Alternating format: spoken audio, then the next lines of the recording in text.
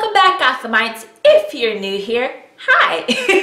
This little hand, I don't know what that was. I'm London, aka History of the Batman. First of all, the reason why this video is existing right now is because of the shirt that I'm wearing right now. This was an extra late Christmas holiday present that I received randomly from Warner Brothers in the mail. And so I opened up the package and I'm like, oh, it's a DC Shazam sweater. And I'm like, that's dope.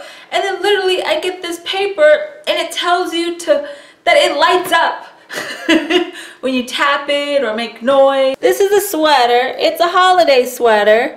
And I know that it's really bright, but I'm just talking and the sign is lighting up. I went to the darkest room in this house so you can see it better. So I'll insert that footage now. Hi, so I am right now in the darkest room of my house.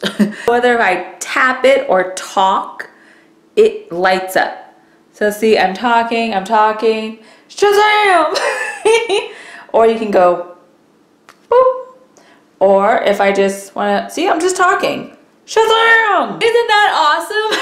I love it. So first of all, thank you, Warner Brothers, for sending this to me. I absolutely love it. And I was already excited for Shazam, which is going to be the next DC Extended Universe film out April 5th, 2019. So we're just a few months away. Because I received this amazing sweater from Warner Brothers, I thought I need to wear it today. So how can I make that a thing for a video? I decided to do a ranking of all 6 of the current DC Extended Universe films that have been released in theaters, considering the last one was Aquaman and it was released literally 1 week ago. In ranking these 6 films, I'm not just going off of whether or not I liked it. The factors I'm basing this ranking on are the fluidity of the plot, character development with major and minor characters, the visuals, and overall, if this is a good comic book movie or a good just average moviegoer movie, because that is very important. So, before we dive into the DCEU, why don't you subscribe to this channel and become a part of this wonderful Gothamite community. Oh, and I'm sure if you're watching and you're wondering who won, well, first I wanted to say thank you so much to everyone who entered for a chance to win the Mondo Exclusive Batman the Animated Series 1/6 scale figure. I got all of your entries and put them in the randomizer and clicked the button, and a winner at random has been chosen, and I will announce the winner at the end of this video. I love this sweater. Oh my god. It's lame because with the frame, you can't see it light up while I talk. But it's literally just blinking, blinking, blinking. I literally went to record a video of me in the sweatshirt to put on Instagram.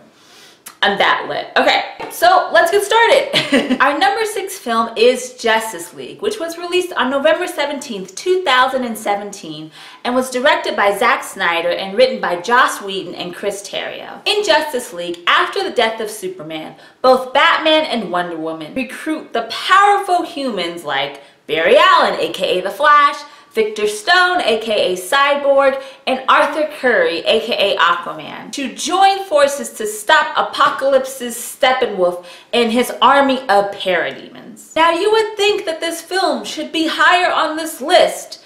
In theory, it should be. You have the most iconic DC Comics characters in live action all on the big screen together for the first time. But unfortunately, it's not the actual character's fault that this film wasn't what it could have been. The fluidity of the plot was not really there. I understand that some major influences came from comics such as Jeff Johns' Justice League Origins from the New 52. And this film should set up in the future the ultimate fight with Darkseid presumably. But still, it was somewhat hard to follow the plot. It kind of jumped here and there. The character development was lacking. Now, I understand that this is difficult because there are so many major characters that you're trying to fully introduce that were just briefly seen in Batman v Superman a year prior. But you're trying to introduce the Flash and Cyborg and Aquaman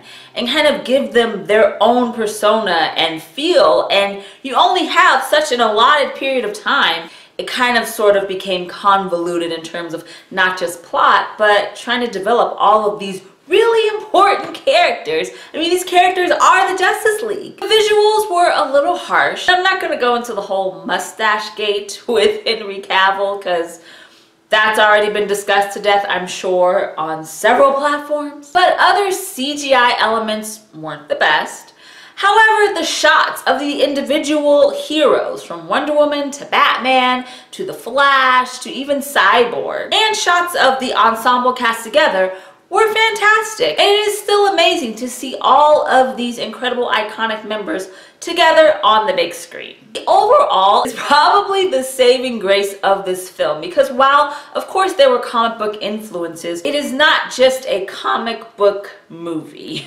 You can see this is for anyone that wants to go see a popcorn film, which is probably why a lot of people did go see it, but it still took a major hit in the box office and wasn't as successful as the studios may have wanted, which kind of led it to the revamping that the DC Extended Universe is getting right now. So that alone probably should make it the bottom of our list. Okay, number 5 is Suicide Squad, which was released on August 5th, 2016, written and directed by David Ayer. So a group of incarcerated criminals, I don't know why I think I just love this sweatshirt. I'm just giddy. Are all assigned by government official Amanda Waller to do these black ops missions that are literally suicide missions. But if they do these missions, their sentences are either lightened or it's more bearable, pretty much. So these criminals decide to join forces to stop evil that's happening in the world, even if it means losing their life.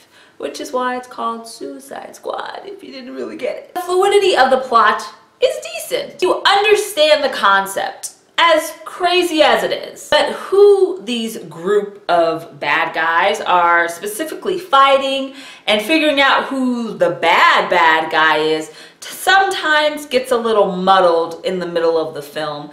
And that can be kind of hard to follow, especially if you aren't a comic book person and you don't know one character over the other. So that is a problem within itself. The character development in this film actually worked, but in small doses. For instance, Margot Robbie, who portrays Harley Quinn, this character, this is their first debut on the big screen in live action. They mix the origin story of Harleen Quinzel, who becomes Harley Quinn, from Paul Dini's 1994 origin Mad Love, that was part of Batman the Animated Series and the Batman Adventures, and the New 52's Suicide Squad origin for Harley that was written by Adam Beechin. Mixing those origin stories and her qualities actually gave Harley Quinn a very fun and accurate persona, which is probably why she was the highlight of the film, and is getting a spin-off Harley Quinn-centric film, Birds of Prey. Now, I know a lot of people like to trash Jared Leto's Joker, but he was literally on screen for 10 minutes. So it's kind of hard to judge his overall portrayal of the character, but seeing the motif of the film, it seems like that his Joker fit within this Suicide Squad film universe. Will Smith's Deadshot was fine. I liked the development, but for me it was always the Fresh Prince of Gotham, who just happens to be a really killer assassin. Like, it's fine. I love Will Smith, so those three, which were the main characters the film was promoting, they were great. Now, while all the ensemble cast members, from El Diablo to Killer Croc, everyone, they were shown off a little bit differently. You can kind of see their development briefly. What my biggest concern was that they all came together as a family and that they have so much love and protection for one another when they've literally known each other for about a few hours' time. and that concerns me. If you read any of the Suicide Squad comics, they don't come together like that after meeting each other. Most of them want to kill one another because they're annoying or they just don't like them. And it takes time to develop that friendship and that trust and working together. Besides, these are all criminals. We're not going to like each other. It kind of threw off the vibe. It just didn't really feel authentic. Visuals were cool. It had tons of color and it was kind of erratic at times. But considering the promotional art and posters that they kept putting out, that was the point. That is the vibe. That is literally the neon vibe. So visually, it was cool. I liked it. I didn't have any problem with the way things looked. I know people are like, oh, Joker looks like he shops at Hot Topic or whatever, like the played out joke is. But literally that kind of punk aesthetic was the film. So the fact that it has color and it is that vibe, it fit to what Ayer and the producers were going for. So you can't really shame them in that just because you may not appreciate it.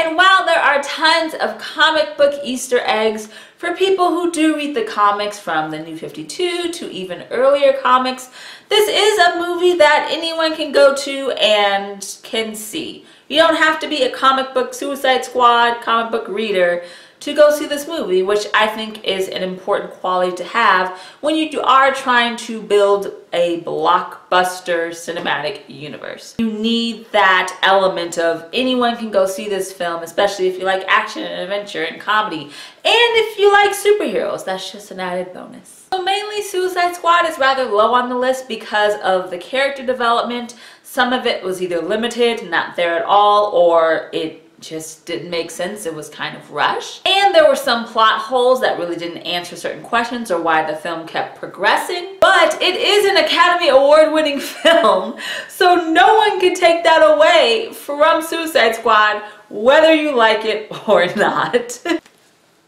Shazam!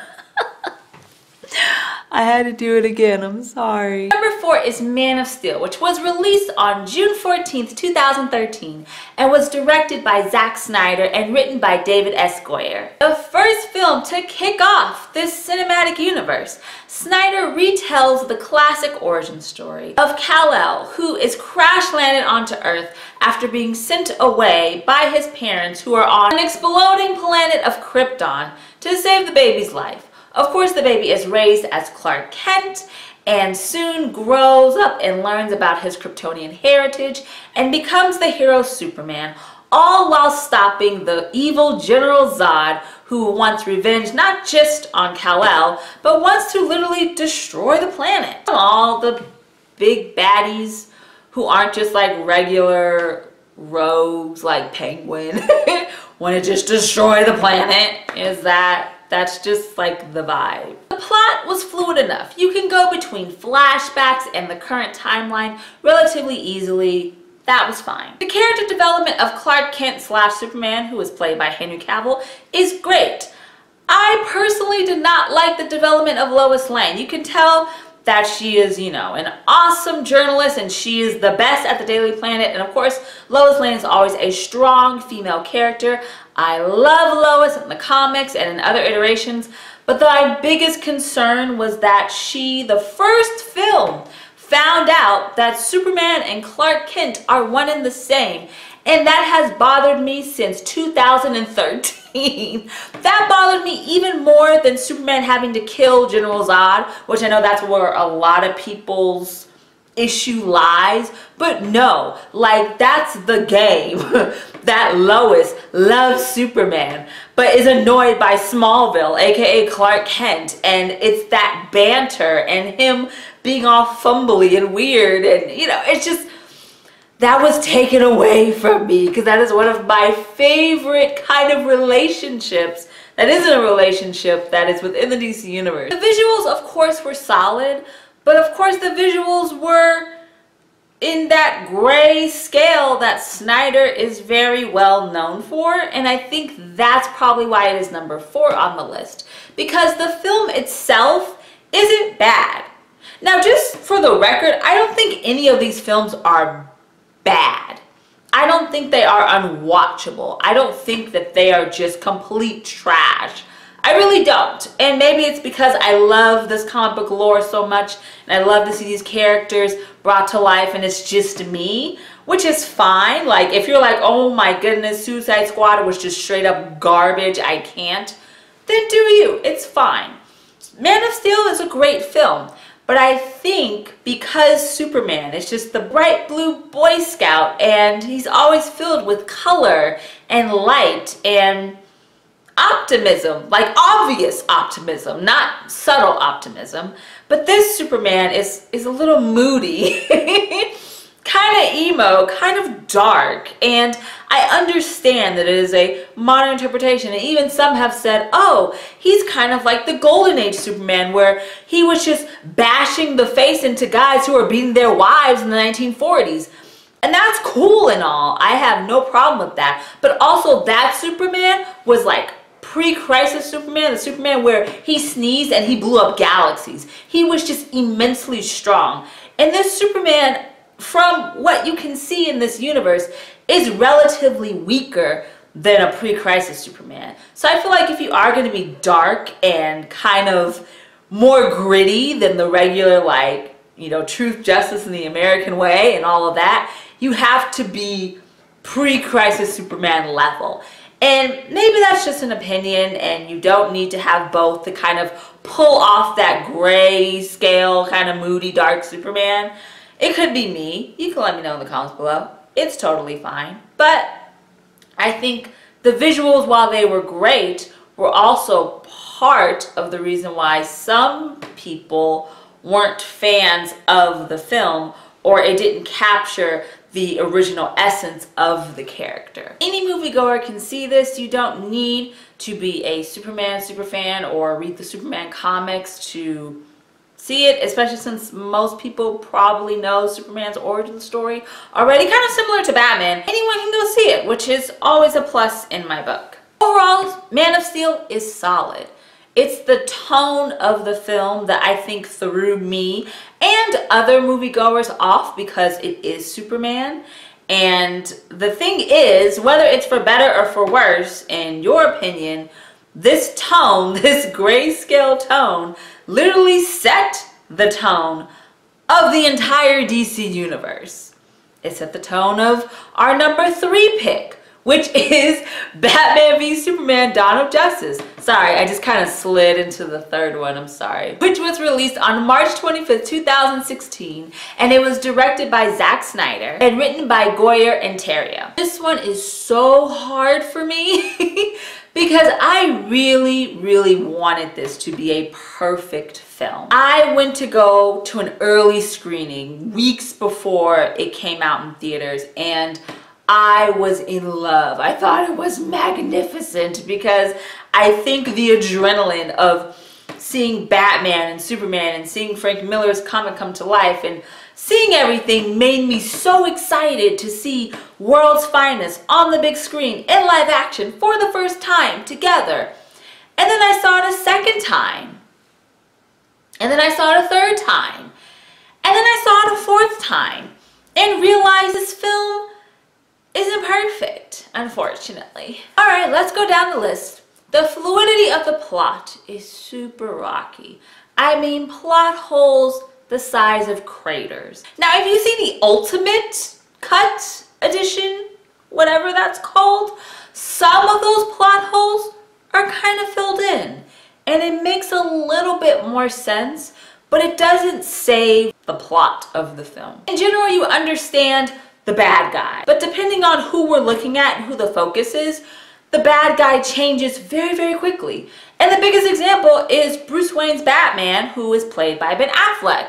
For most of the film, Bruce Wayne is upset at Superman after his attacks and fights with General Zod, and how that ruined not only parts of Wayne Enterprises but hurt his people who worked at Wayne Enterprises. Basically, you can see why Bruce Wayne's Batman wanted to destroy Superman, and he was his enemy within the film. But then after they fight, they literally become besties, and Lex Luthor is the bad guy. Then they have to fight Doomsday, and it's just... I think that kind of flows into character development, because for me, Bruce making that decision of him being such, you know, the bad guy, Superman, he's the one that I have to destroy, that I have to do to protect, you know, the earth and everything, and then switches it like that, telling his mom that I'm your friend's son, for me that is very illogical of Batman to do, because he's a very logical person, and him just dropping his guard like that and becoming best friends, and now he's fighting the good fight for Superman after he dies, it just seemed so out of character. And Lex Luthor's goal to take down Superman wasn't explained very clearly.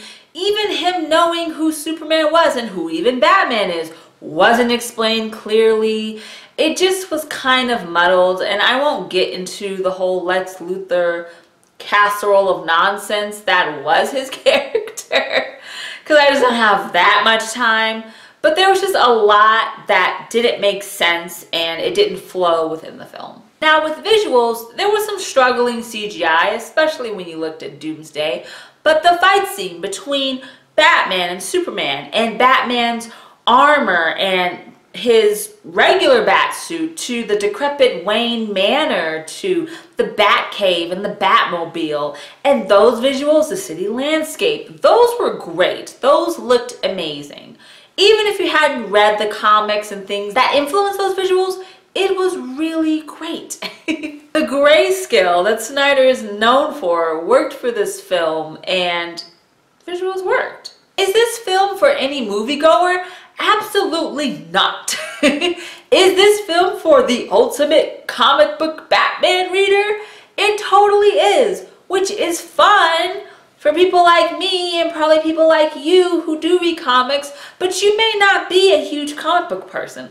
A lot of people aren't. And if you haven't read Frank Miller's Batman The Dark Knight Returns, most people I know that don't read comics were like, that's stupid. How can Batman beat Superman? That's a dumb fight. It should be over 1-2 punches done. And they don't know Frank Miller. They don't know The Dark Knight Returns. They don't know that epic fight in Crime Alley in The Dark Knight Falls in issue 4. Like they don't know any of that. They don't know because they don't read comics. And that is the only bad part about doing a comic book movie, because if you do want to do it just for the comic book fans, don't expect it to make so much money. Because while this superhero film genre is huge and it keeps growing and more characters are getting films and TV shows, which is amazing, it's still hard if you're trying to make a blockbuster film and you make it way more heavy on the comic book side than just the regular, these are the good guys, this is the threat to the world, the good guys go and try to stop the threat to the world. It needs to be more simple. But if you're looking for tons of Easter eggs and quotes and things from comics, this is your movie. Now, despite its many flaws, like I said earlier, Batman v Superman: Dawn of Justice did bring world's finest on the live action big screen together for the first time, and it brought to life in live action Frank Miller's Batman The Dark Knight Returns, which is one of the most essential reads within Batman's almost 80-year history. So for that, I am cool with Batman v Superman. I watch it from time to time still.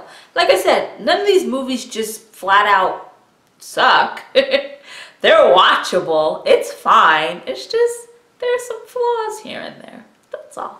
Number 2 is Aquaman, which was released December 21st and was directed by James Wan. Now, I just did a whole video giving you a non-spoiler review of Aquaman. I saw it about less than a week earlier thanks to Amazon Prime, and I gave a non-spoiler review like less than a week ago. So I will put that in the description below.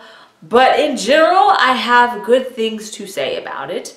I think the fluidity of the plot was great from start to finish. You knew what was going on. You knew who the bad guys were. You knew who the good guys were. You knew why things were happening. It was great. Character development, I enjoyed it very well. Even though it was an ensemble cast and introduced a lot of new people, you still kind of knew where they were within the cinematic universe.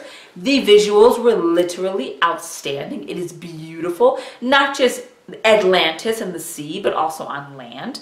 And also Jason Momoa. And best part that it is a film for any moviegoer. It doesn't have to be just comic book fans, even though there were a lot of Easter eggs and nods to certain artists and writers in Aquaman's 75+ year history.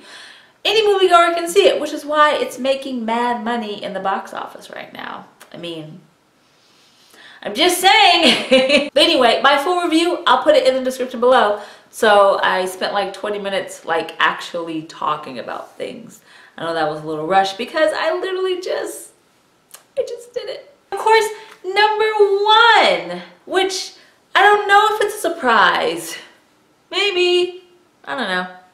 It is Wonder Woman, which was released on June 2nd, 2017, and it was directed by Patty Jenkins and written by Alan Heinberg and Zack Snyder. There are so many reasons why Wonder Woman is number 1 on our list. It's not just the fact that it almost made $1 billion within the worldwide box office. It's not just that a female heroine is the lead in this film and inspired young girls and women all over the world. It's many other things. The plot was interesting, fun, and easy to follow in not a condescending or bad way. The film briefly but succinctly tied Diana to Batman vs. Superman, where she was originally introduced. I mean, her scene in Batman vs. Superman was probably one of the best parts of that film, and her name isn't even in the title, so that should just tell you something. And the film follows Diana leaving her world of Themyscira to go with Steve Trevor to go stop World War I,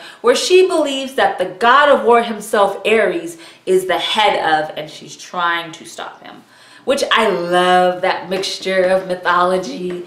That's partially why I've always loved the Wonder Woman mythos, because she has that Greek mythology in there. It's just, yes. The character development was fantastic. From Godot's Wonder Woman learning to be Diana Prince within the regular world and adjusting to being this hero of us, the people, and her fight scenes and her understanding her place within this world and within her world of Themyscira, and just being a badass. I don't know how else to say it. She's just so awesome. Even Chris Pine's Steve Trevor, who was a hero in his own right and became allies with Wonder Woman and helped her stop World War I in a certain area, in a sense. You know, they helped the cause. Visually, it's absolutely stunning. From the island of Themyscira itself to scenes like the No Man's Land, even down to the soundtrack. It looked and felt like what a modern interpretation of Wonder Woman should be, in particular in live action. Did you have to be a Wonder Woman comic book reader to enjoy this film? No, you didn't. Any moviegoer can go see it and I think enjoy it. Overall, Wonder Woman was a film that at the time the DCEU desperately needed. It was, I know it has 2 W's in it, but it literally was the W that the DCEU needed. And it is also a great way to see how other standalone origin films for certain heroes could play out, such as Aquaman that just came out last week, to Shazam, which is going to come out April 5th, 2019, to other films such as The Flash and Cyborg. I, of course, still have hope for the DCEU, and whether or not they're doing some revamping here or there, or moving things around, or introducing new people into new mantles, whatever and however it will play out, I am still happy that this universe exists, and I can see my favorite characters like Batman on the live action big screen. Thanks so much for watching the best DCEU films ranked. If you enjoyed this video, please give it a bat thumbs up. Alright, so we are towards the end of the video. And again, I want to say thank you so much to everyone who entered to win the Mondo BTAS figure, because I appreciate your support and I know that it is a beautiful figure, and I wanted to try to give back something to everyone who has been supporting me throughout 2018. So the random winner is right here. I will put their YouTube screen name here. So congratulations to you. I will be contacting you very shortly to set up shipping arrangements and all of that. And if you didn't win, I am sorry. There's only one I can give, but I am really hoping and working on being able to do more giveaways with awesome things such as that figure throughout 2019. And it'll be international and both just for the US, because I like giving back to you guys as much as possible. I really can't a lot of the times because, to be honest, I'm broke. So when I actually can do something, I really honestly try to. Thank you so much to everyone who entered. I hope you don't hate me. I hope you do still stay subscribed to this channel because I have been having so much fun this 2018. I'm pretty sure this might be my last video of the year. This is the first year that I've actually done like weekly YouTube videos. I've actually been active on YouTube. Because even though I've had this channel since I think 2014, I've just kind of had it. I've put up panels that I've done at certain cons, but I never really did videos and sessions and reviews and lists and things like that on this channel before. And I really started that in January, almost a year later, and I've enjoyed it, and I'm glad that this community is growing, and I am going to try to bring you more content and more of everything in the upcoming year. Every year I don't do New Year's resolutions, but I just say I want to improve on every aspect of my life, whether it is my mental state, my physical health, doing History of the Batman videos, everything. The podcast will come back in 2019. I promise, I promise, I promise. I have so many opportunities to talk to amazing people and interview amazing people and do that. So I am working on the podcast, I promise. I truly hope that you all have had a wonderful holiday.